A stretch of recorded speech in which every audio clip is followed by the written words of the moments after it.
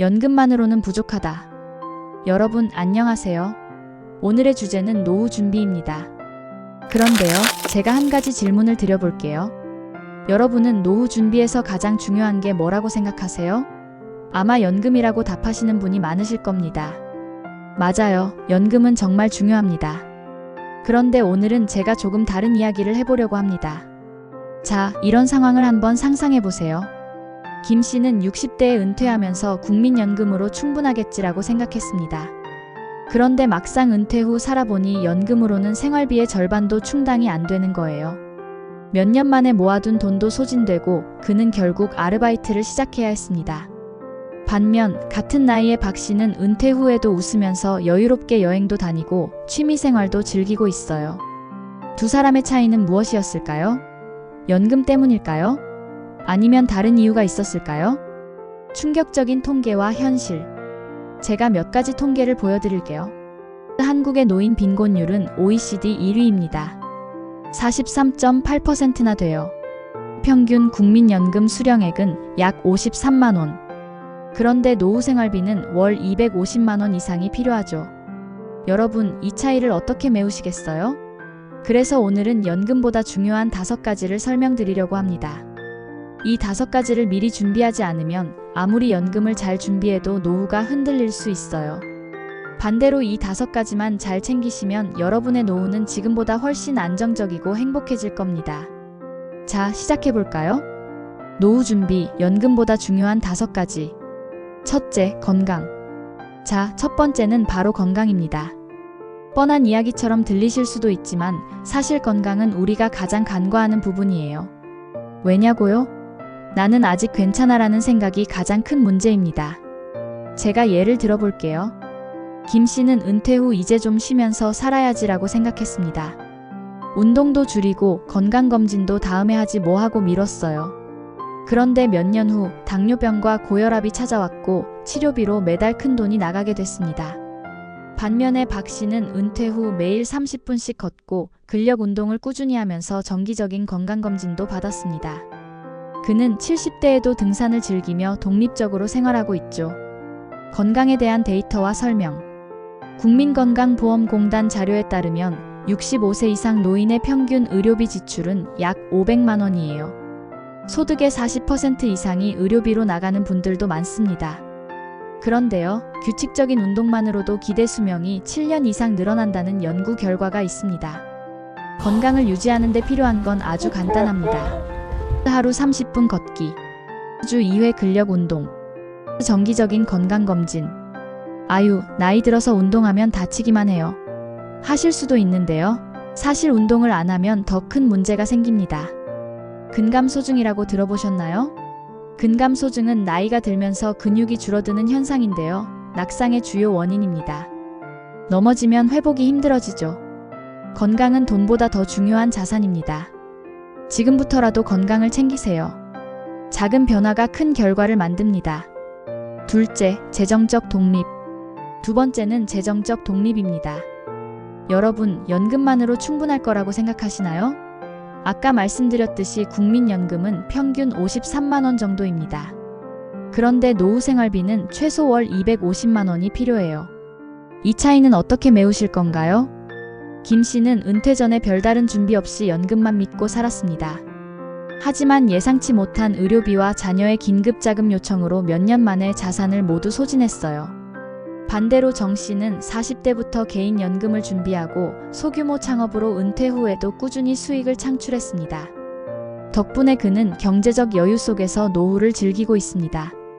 데이터와 설명. 재정적 독립이 중요한 이유는 단순히 돈을 벌기 위함이 아닙니다. 경제적 독립은 삶의 안정감을 제공합니다. OECD 조사에 따르면 자산 부족으로 인해 우울증을 겪는 노인의 비율이 35%에 달합니다. 그렇다면 어떻게 준비해야 할까요? 1. 3층 연금 설계. 국민연금, 퇴직연금, 개인연금을 조합해 안정적인 소득 구조를 만드세요. 2. 취미 수익화. 글쓰기, 공예, 강의 등으로 소규모 수익을 창출해보세요. 3. 투자 포트폴리오 구성.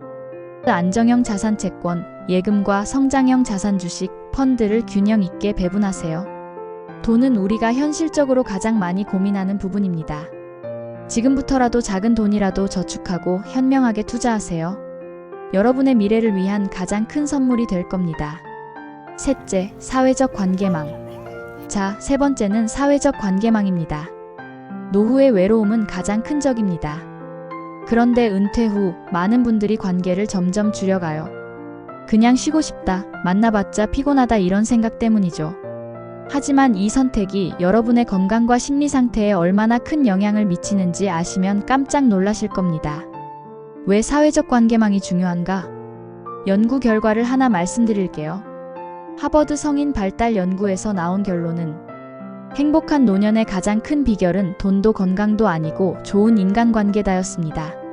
심지어 사회적 고립은 치매 발병률을 30% 이상 높이고 우울증 위험도 크게 증가시킵니다. 여러분은 지금 몇 명의 사람들과 관계를 유지하고 계신가요? 자주 연락하는 친구나 가족이 몇 명이나 있으신가요? 정 씨는 은퇴 후 사람들과의 관계를 점점 단절했습니다. 이유는 간단했어요. 나도 바쁜데 굳이 힘들게 연락해야 하나? 하지만 시간이 지날수록 그는 외로움과 무기력감을 느끼기 시작했습니다. 반대로 김 씨는 은퇴 후 지역 커뮤니티 활동에 참여하며 새로운 사람들을 만났습니다. 동호회에서 등산도 다니고 취미 모임에서 친구를 사귀며 그는 오히려 삶이 더 활기차졌습니다. 구체적인 실천 방안은 다음과 같습니다. 1. 취미 모임 가입. 등산, 바둑, 그림, 요리 등 관심 있는 취미를 통해 새로운 사람들을 만나세요. 2. 봉사활동 참여. 지역 사회에서 봉사활동을 하며 보람도 느끼고 관계도 확장하세요. 3. 가족과의 만남 유지. 바쁜 자녀나 손주와도 정기적으로 만날 시간을 계획하세요. 사회적 관계는 단순히 외로움을 해소하는 것을 넘어 여러분의 삶의 질을 결정짓는 핵심 요소입니다. 지금 당장 연락하지 않은 친구에게 메시지 한 통 보내보세요. 그것만으로도 큰 변화가 시작될 수 있습니다. 넷째, 정신적 안정. 네 번째는 정신적 안정입니다. 사실 신체 건강만큼이나 중요한 것이 마음 건강이에요. 그런데 많은 분들이 정신 건강에 대해선 관심을 덜 가지세요. 나는 멀쩡한데 뭐라고 생각하시겠지만 은퇴 후 가장 큰 변화는 바로 심리적인 것입니다. 심리학적으로 살펴보기. 여러분, 은퇴 후 우울증이라는 말을 들어보셨나요? 은퇴 후에는 갑작스럽게 삶의 패턴이 바뀌기 때문에 우울감이나 무기력감을 느끼는 분들이 많습니다. 심지어 이런 감정을 방치하면 치매로 이어질 가능성도 높아지죠. 박 씨는 은퇴 후 하루 종일 집에만 있으면서 내가 이제 쓸모없는 사람이 된 것 같다는 생각에 빠졌습니다. 그는 점점 더 외로워지고 작은 일에도 짜증을 내기 시작했어요. 반면 정 씨는 은퇴 후 명상을 배우고 감사 일기를 쓰기 시작했습니다. 매일 자신에게 감사한 3가지를 적으면서 점점 더 긍정적인 마음을 가지게 됐고 삶에 대한 만족도도 크게 높아졌습니다. 구체적인 실천 방안은 다음과 같습니다. 1. 명상. 하루 10분 조용히 앉아 호흡에 집중하며 마음을 가라앉혀 보세요. 2. 감사 일기 쓰기. 매일 감사한 일을 3가지씩 적으며 긍정적인 마음을 키우세요. 3. 전문 상담 받기.